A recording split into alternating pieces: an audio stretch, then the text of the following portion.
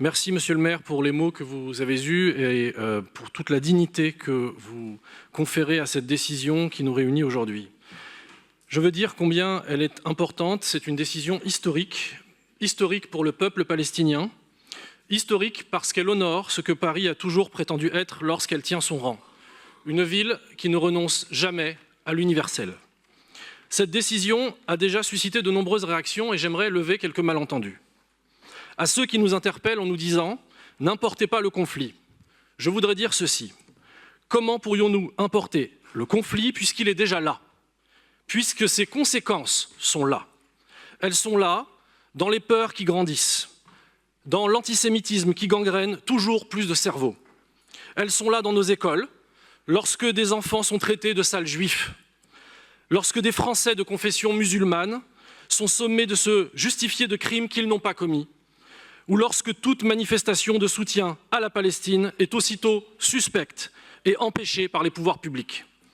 Alors oui, le conflit est là, et pour y répondre, notre devoir est de tenir fermement nos principes, ceux qui ont fait de Paris le berceau de l'humanisme en actes.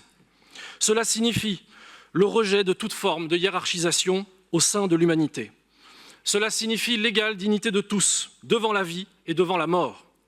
Et politiquement, cela implique une exigence fondamentale.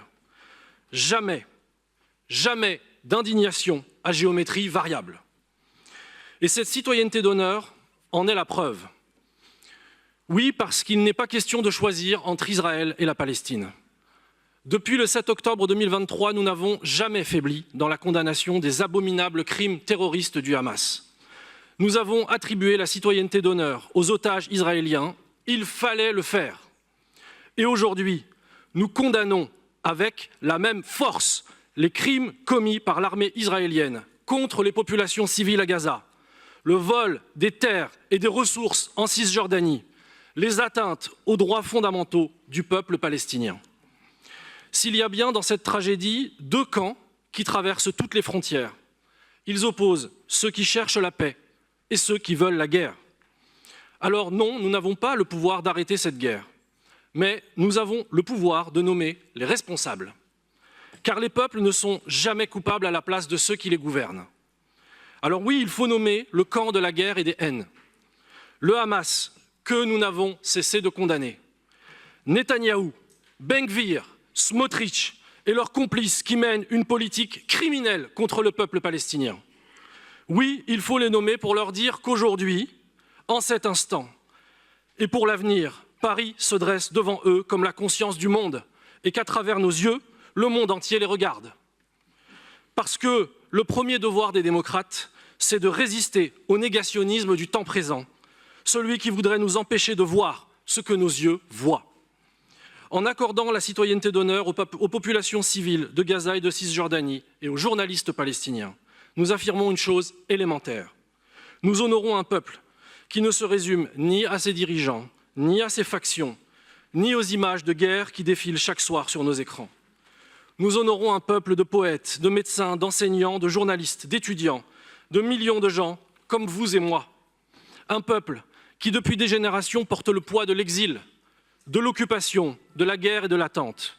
Un peuple qui continue, pourtant, à transmettre sa mémoire, ses chants, sa culture, son espérance, sa langue, la magnifique langue arabe de Palestine. Et je tiens à leur dire dans leur langue aujourd'hui, Baris la Tinsakum, Paris ne vous oublie pas. Merci beaucoup. Oui, les Palestiniens sont un peuple qui demande aujourd'hui ce que demandent tous les peuples du monde. Vivre libre, en sécurité et dans la dignité. Voilà pourquoi cette décision fait honneur à Paris. Parce qu'au milieu du vacarme des armes, des propagandes et des fanatismes, nous affirmons une chose simple mais essentielle. Aucun peuple n'est jamais de trop sur cette terre.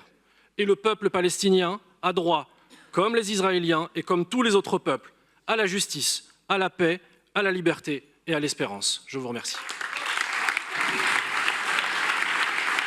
Merci beaucoup.